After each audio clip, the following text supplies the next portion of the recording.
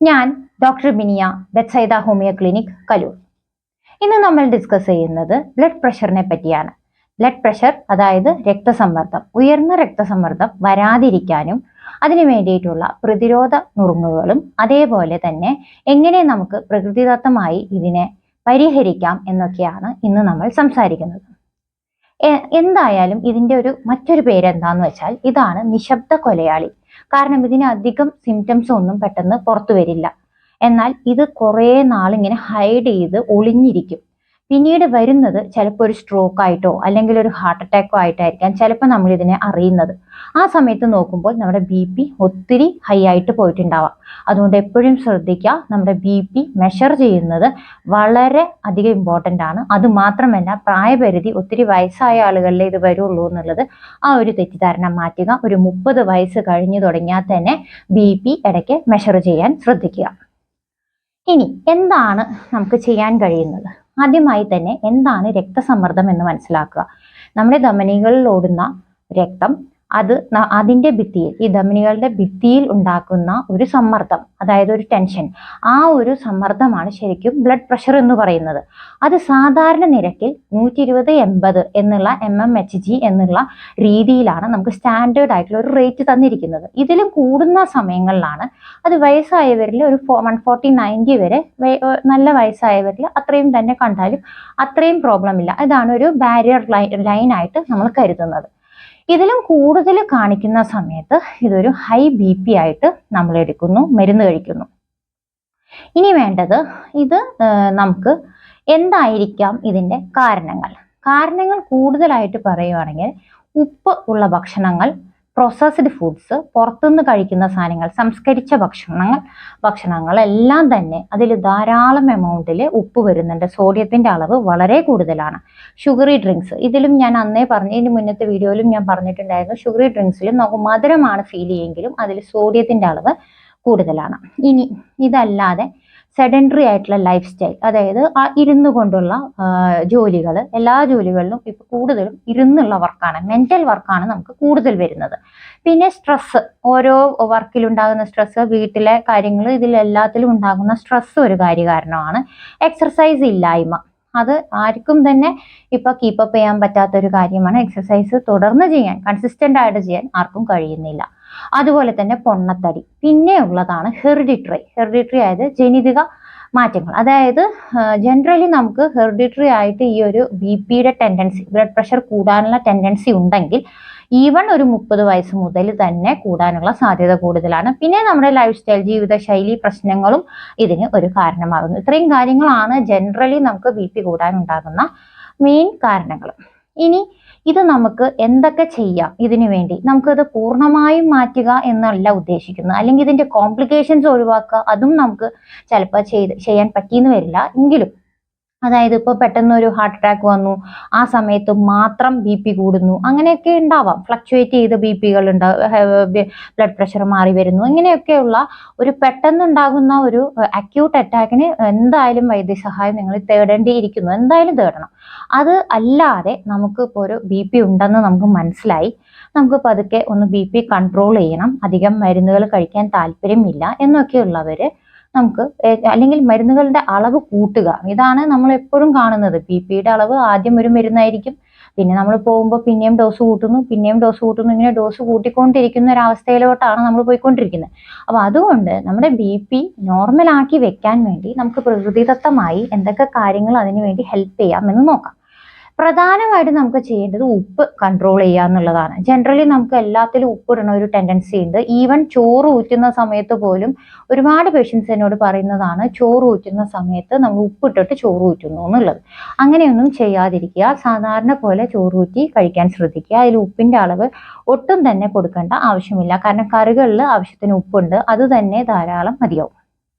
ഇനി ഉള്ളത് നമുക്ക് ചെയ്യാൻ പറ്റുന്ന ഒരു കാര്യമാണ്, അതായത് നമുക്ക് ഹൃദ്രോഗം, അതായത് ഹാർട്ട് അല്ലെങ്കിൽ നമ്മുടെ 2 കാര്യങ്ങളാണ് ഇതിന്റെ മെയിൻ കോംപ്ലിക്കേഷൻസ്. ഒന്നില്ലെങ്കിൽ ഹാർട്ടിന് കംപ്ലൈന്റ് വരുന്നു, ചെസ്റ്റ് പെയിൻ വരുന്നു, അല്ലെങ്കിൽ ബ്രെത്ത്ലെസ്നെസ് വരുന്നു, നോക്കുമ്പോൾ ഹാർട്ട് കംപ്ലൈന്റ് അല്ലെങ്കിൽ ഹാർട്ട് അറ്റാക്ക് ഉണ്ടാകുന്നു. അല്ലെങ്കിൽ നമുക്ക് ഇതിന്റെ ഒരു കോംപ്ലിക്കേഷൻ സ്ട്രോക്ക് ആണ്. അത് ബ്രെയിനിനെയാണ് എഫക്ട് ചെയ്യുന്നത്. അപ്പോൾ മിക്കവാറും അതിലൊരു സ്ട്രോക്കിലാണ് ഇത് എൻഡ് ചെയ്യുന്നത്. അപ്പോൾ ഈ ഒരു രണ്ട് കാര്യങ്ങൾക്ക് നമുക്ക് ഒരു ഡയറ്റ് എന്ന് പറഞ്ഞാൽ, ഇവർക്ക് വെയിറ്റ് കൂടിയിരിക്കുന്ന ഒബേസിറ്റി ഉള്ളവരാണെങ്കിൽ നിർബന്ധമായും ഒബേസിറ്റി കുറച്ച് BMI body mass index maintain ചെയ്യാൻ ശ്രദ്ധിക്കുക. ഇനി അങ്ങനെ ഇല്ലാത്തവർക്കും, അതായത് ഒബേസിറ്റി ഇല്ല പക്ഷെ ഹെറിഡിറ്ററി ആയിട്ട് നമുക്ക് BP ഉണ്ട് എന്നുണ്ടെങ്കിൽ നമ്മൾ ശ്രദ്ധിക്കേണ്ടത് ഡാഷ് ഡയറ്റ് എന്നാണ് പറയുന്നത്. അതായത് ഇത് dietary approach to reduce the BP, hypertension. BPയുടെ വേറൊരു പേരാണ് ഹൈപ്പർ ടെൻഷൻ എന്നുള്ളത്. അപ്പോൾ ഈ ഹൈപ്പർ ടെൻഷൻ കുറയ്ക്കാൻ പറ്റത്തില്ല, അത് കൺട്രോൾ ചെയ്യാൻ വേണ്ടിയിട്ട് നമുക്ക് എടുക്കാവുന്ന ഒരു ഡയറ്റാണ് ഡാഷ് ഡയറ്റ് എന്ന് പറയുന്നത്. അപ്പോൾ അതിൽ ഏറ്റവും കൂടുതലായിട്ട് അവർ പറഞ്ഞിരിക്കുന്നത് നമുക്ക് ധാന്യങ്ങൾ കഴിക്കാം. കാരണം ഒബേസിറ്റി ഇല്ലാത്തവർക്ക് എല്ലാ സാധനങ്ങളും, സമീകൃത ആഹാരം തന്നെ അതിനൊരു റേഷ്യോ കൊടുത്തിരിക്കുന്നു എന്ന് മാത്രമേ ഉള്ളൂ. അതിൽ ധാന്യങ്ങളുണ്ട്, വെജിറ്റബിൾസ്, ഫ്രൂട്ട്സ് ഉണ്ട്. അത് കഴിഞ്ഞ് കൊഴുപ്പ് കുറഞ്ഞ പാലുൽപ്പന്നങ്ങളും കൊഴുപ്പ് കുറഞ്ഞ മീറ്റ്, ഇങ്ങനത്തെ എല്ലാ സാധനങ്ങളും നമുക്ക് കഴിക്കാം. ഇതെല്ലാം സമീകൃത ആഹാരത്തിലും വരുന്ന കാര്യങ്ങൾ തന്നെയാണ്. നട്ട്സ്, സീഡ്സ്, അങ്ങനെ എല്ലാ കാര്യങ്ങളും. ഇതിൽ തന്നെ ധാന്യങ്ങളൊക്കെ ആണെങ്കിലും ആദ്യം കുറച്ച് കാർബോഹൈഡ്രേറ്റ് കുറച്ചിട്ട് നമ്മുടെ ബോഡിയെ ഒന്ന് കൺട്രോളിൽ കൊണ്ടുവരിക. അത് കൂടുതലും ചെയ്യേണ്ടത് ഒബേസിറ്റി ഉള്ള ഒരാളാണെന്ന് വിചാരിക്കുക. നല്ല വെയിറ്റ് കൂടിയ ആളാണെങ്കിൽ ആദ്യത്തെ കുറച്ച് കാലത്തിന് കാർബോഹൈഡ്രേറ്റ് നല്ലപോലെ കുറച്ചിട്ട് പ്രോട്ടീനും വെജിറ്റബിൾസും ഫ്രൂട്ട്സും മാത്രം കഴിക്കുന്ന ഒരു രീതിയിൽ കുറച്ച് കാലം കൊണ്ടുപോവുക. എന്നിട്ട് നമ്മുടെ ഒരു ബോഡി ഒരുവിധം മെയിൻറ്റെയിൻ ആയി കഴിഞ്ഞാൽ നമ്മൾ തുടരേണ്ടത് ധാന്യങ്ങളാണ്. ധാന്യങ്ങൾ കഴിക്കാം, എല്ലാ തരത്തിലുള്ള ഗ്രെയിൻസ് എന്ന് പറഞ്ഞാൽ നമുക്ക് ഏത് വേണമെങ്കിലും ഉപയോഗിക്കാം. അത് വിട്ട് കഴിക്കുക. ഒരുമിച്ച് ഒറ്റ ഇതിന് മുഴുവനായിട്ട് ചോറ് ഉണ്ണാതെ കട്ട് ചെയ്ത് ഒരു 7 to 8 സെർവിങ്സ് ആയിട്ട് കുറച്ചായിട്ട് നമുക്ക് ഒരു ദിവസത്തിൽ തന്നെ കഴിക്കാൻ ശ്രദ്ധിക്കുക. അത് എടുക്കേണ്ടത് ധാന്യങ്ങളാണ്. പിന്നെ നമുക്ക് എടുക്കാവുന്നത് ഫ്രൂട്ട്സും വെജിറ്റബിൾസും ആണ്. അത് ഒരു 4 to 5 ടൈംസ് ഫ്രൂട്ട്സും വെജിറ്റബിൾസും അതേപോലെ തന്നെ കട്ട് ചെയ്ത് അതും ഇതിൻ്റെ കൂടെ തന്നെ ഈ ധാന്യങ്ങളുടെ സെർവിങ്സ് ചെയ്യുന്നതിൻ്റെ കൂടെ തന്നെ കുറച്ച് ഫ്രൂട്ട്സും കുറച്ച് വെജിറ്റബിൾസും നമുക്ക് കഴിക്കാം. അത് 4 to 5 ടൈംസ് എടുത്താൽ മതിയാവും. പിന്നെ ഉള്ളത് കൊഴുപ്പ് കുറഞ്ഞ ലീൻ മീറ്റ് അല്ലെങ്കിൽ പാലുൽപ്പന്നങ്ങൾ. അത് വെജ് ആണെങ്കിൽ വെജിൻ്റെ പനീർ അങ്ങനത്തെ എടുക്കുക. നോൺ വെജ് ആണെങ്കിൽ ഇറച്ചിയോ മീനോ മുട്ടയോ അങ്ങനെയൊക്കെ എടുക്കാം. പക്ഷെ അത് നമുക്ക് എടുക്കാവുന്നത് 2 to 3 സെർവിങ്സ്. ഇതിൻ്റെയൊക്കെ ഏറ്റവും ലാസ്റ്റത്തെ എടുക്കുക നല്ലത് 7, അതേപോലെ തന്നെ 4, അതേപോലെ തന്നെ 2, ഇങ്ങനെ എടുക്കുന്നതായിരിക്കും ഏറ്റവും നല്ലത്. ആ ഒരു രീതിയിൽ നമ്മൾ തുടരുക. പിന്നെ എല്ലാ ഭക്ഷണങ്ങളും കഴിക്കുക. ഉപ്പുള്ള സാധനങ്ങൾ, അതായത് ഉപ്പിലിട്ട മീനുകൾ ഒഴിവാക്കുക, അച്ചാർ ഒഴിവാക്കുക, പപ്പടം, അങ്ങനെ ഉപ്പിലിട്ട് ഡയറക്റ്റ് ഉപ്പ് വരുന്ന സാധനങ്ങൾ എല്ലാം ഒഴിവാക്കുക. പിന്നെ ഞാൻ ഈ പറഞ്ഞ പോലെ നമ്മൾ അറിയാതെ പോകുന്ന ഷുഗറി ഡ്രിങ്ക്സ്, പ്രോസസ്ഡ് ഫുഡ്സ്, അതൊക്കെ എന്തായാലും പൂർണ്ണമായിട്ട് ഒഴിവാക്കുന്നതാണ് ഇങ്ങനെയുള്ള പേഷ്യൻസിൽ നല്ലത്. ഇങ്ങനെ കൊണ്ടുപോകുന്ന ഒരു ഡയറ്റ് എന്ന് പറഞ്ഞാൽ ഡയറ്റ് എന്ന് തന്നെ പറയാൻ പറ്റില്ല, ഇതൊരു ജേണിയാണ്. കാരണം നമുക്ക് ഇത് തുടരുകയേ നിവൃത്തിയുള്ളൂ. ബ്ലഡ് പ്രഷർ ഉള്ള ഒരു പേഷ്യൻറ്റിന് പെട്ടെന്ന് തന്നെ അത് കറക്റ്റ് ചെയ്യാനൊന്നും പറ്റില്ല. പിന്നെ മരുന്നുകൾ കൊണ്ട് അത് ഹൈഡ് ചെയ്തിരിക്കും, അത് മാത്രമേ ഉള്ളൂ. പിന്നെ അതിനെ കറക്റ്റ് ആക്കി കൊണ്ടിരുന്നെങ്കിൽ നമ്മുടെ മെയിൻറ്റെയിനിങ് ആയിട്ട് നമ്മുടെ ജീവിതശൈലിയിൽ വരുത്തേണ്ട കാര്യങ്ങളാണ്. ആദ്യം ഞാൻ ഭക്ഷണത്തെ പറ്റിയാണ് പറഞ്ഞത്. ഇനി അതിൽ ഭക്ഷണത്തിൽ തന്നെ ഒരു കാര്യം കൂടി ശ്രദ്ധിക്കാം. പൊട്ടാസ്യമുള്ള ഭക്ഷണങ്ങൾ, അതായത് വാഴപ്പഴം, ചീര, അതേപോലെ തന്നെ സ്വീറ്റ് പൊട്ടറ്റോ, ഇങ്ങനത്തെ ഒക്കെ സാധനങ്ങൾ നമുക്ക് പൊട്ടാസ്യം ഉണ്ട്. അപ്പോൾ പൊട്ടാസ്യം നമ്മുടെ സോഡിയത്തിന് ഒരു കറക്റ്റ് ചെയ്ത് കൊണ്ടുവരുന്നു. അതിൻ്റെ ആക്ഷൻ കൊണ്ട് ഇത് രണ്ടും സന്തുലിതാവസ്ഥയിൽ ഇരിക്കുന്നു. അതുകൊണ്ട് പൊട്ടാസ്യം അടങ്ങിയ ഭക്ഷണങ്ങളും കൂടി നമ്മുടെ ഇതിലെ ഈ ഒരു കാറ്റഗറിയിൽ നമുക്ക് ഉൾപ്പെടുത്താം. അപ്പോൾ ഇത് രണ്ടും കൂടി ആവുമ്പോഴത്തേനും നമുക്ക് ഭക്ഷണം ഒരുവിധം കറക്റ്റ് ചെയ്ത് കൊണ്ടുപോകാൻ പറ്റും. ഭക്ഷണത്തിൽ പട്ടിണി കിടക്കേണ്ട ഒരു ആവശ്യവുമില്ല. കാരണം ഇതൊരു വെയിറ്റ് കുറയ്ക്കുന്ന ഒരു പരിപാടിയല്ല. ഒബേസിറ്റിയുടെ ആ ഒരു ഇത് മാത്രം കൺട്രോൾ ചെയ്താൽ മതി. പക്ഷെ ഉപ്പാണ് ഇതിൽ പ്രധാനമായിട്ട് കൺട്രോൾ ചെയ്യേണ്ടത്. ഇനിയുള്ളത് ഈ ഒരു ഡയറ്റ് ശരിയാക്കുക, അതിൻ്റെ കൂടെ തന്നെ എക്സർസൈസ് ചെയ്യുക. എക്സർസൈസ് ഒരു 30 minutes in 5 days എന്നാണ് ഉദ്ദേശിക്കുന്നത്. അതിൽ 7 days കൂടി ചെയ്യണം, അത്രയും നല്ലത്. 30 minute ഉള്ള ഒരു എക്സർസൈസുകൾ ചെയ്യുക. അത് നടത്താവോ, അതായത് നമുക്ക് ഏതാണോ പറ്റുന്നത്. ഇനി സ്ട്രെസ് കുറയ്ക്കുന്നതിന് വേണ്ടി യോഗ, മെഡിറ്റേഷൻ, അതേപോലെ ബ്രീത്തിങ് എക്സസൈസസ് നിർബന്ധമായിട്ടും BP ഉള്ള പേഷ്യൻസിൽ അത് ചെയ്യാൻ വേണ്ടി ശ്രദ്ധിക്കണം. അത് യോഗയുടെ ഏത് മെഡിറ്റേഷൻ വേണമെങ്കിൽ എടുക്കാം, പക്ഷെ ബ്രീത്തിങ് എക്സസൈസസ് അത് എന്തായാലും നമ്മൾ ചെയ്തിരിക്കണം.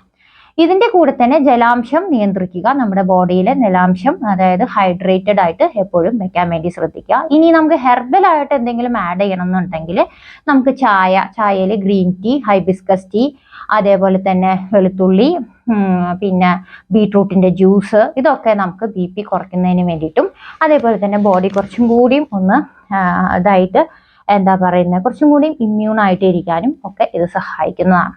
അപ്പൊ ഈ ഒരു കാര്യങ്ങളൊക്കെ നമ്മൾ ശ്രദ്ധിക്കുക. നല്ലപോലെ ഉറങ്ങുക. ഉറക്കം എപ്പോഴും ഇമ്പോർട്ടൻ്റ് ആണ്. 7 മുതൽ 9 മണിക്കൂർ വരെ റെസ്റ്റ് എടുക്കുക. ടെൻഷൻ കുറയ്ക്കുക. ഇനിയിപ്പോൾ നമുക്ക് പ്രിവെന്റീവ് ആയിട്ട് എന്ത് ചെയ്യാൻ പറ്റും? അപ്പൊ എനിക്ക് BP ഇല്ലല്ലോ എന്ന് സന്തോഷിച്ചിരിക്കുന്നവരാണെങ്കിലും നമുക്ക് പെട്ടെന്ന് തന്നെ BP വരാനൊരു സാധ്യത തോന്നുന്നുണ്ടെങ്കിൽ, അതായത് ഹെറിഡിറ്ററി ആയിട്ട് ഇങ്ങനെ ഒരു ടെൻഡൻസി ഉണ്ടെങ്കിലോ, അല്ലെങ്കിൽ നമുക്ക് വർക്കിൽ നല്ല സ്ട്രെസ് ഉണ്ടെങ്കിലോ, അല്ലെങ്കിൽ നമുക്ക് ഫാമിലി മാറ്റേഴ്സിൽ പ്രശ്നങ്ങൾ ഉണ്ടെങ്കിലോ, ടെൻഷൻ ഉണ്ടെങ്കിലോ, നിങ്ങൾ നിർബന്ധമായും ഇത് ഫോളോ ചെയ്യുക. ഉറക്കം കറക്റ്റ് ചെയ്യുക, ജലാംശം കറക്റ്റ് ചെയ്യുക, ഹൈഡ്രേറ്റഡ് ആയിട്ട് ഇരിക്കുക. ബാക്കി നമുക്ക് ചെയ്യാൻ പറ്റുന്ന ഭക്ഷണങ്ങൾ നമ്മൾ മാക്സിമം കൺട്രോൾ ചെയ്യുക, എക്സർസൈസ് ചെയ്യുക. ഈ പറഞ്ഞ കാര്യങ്ങളൊക്കെ നമുക്കും കുറേശ്ശെ ചെയ്തു തുടങ്ങാവുന്നതാണ്. ഇല്ല എന്ന് വിചാരിച്ചാലും നമുക്ക് വരാതിരിക്കാൻ വേണ്ടി ഈ കാര്യങ്ങൾ ശ്രദ്ധിക്കുന്നത് ഏറ്റവും നല്ലതാണ്. പിന്നെ ഇതിന്റെ കോംപ്ലിക്കേഷൻസ്, നമുക്ക് എന്തെങ്കിലും രീതിയിലുള്ള ബ്രെത്ത്ലെസ്നെസ്, ആസ്മയുള്ള പേഷ്യൻസിലെ കാര്യമല്ല പറയുന്നത്.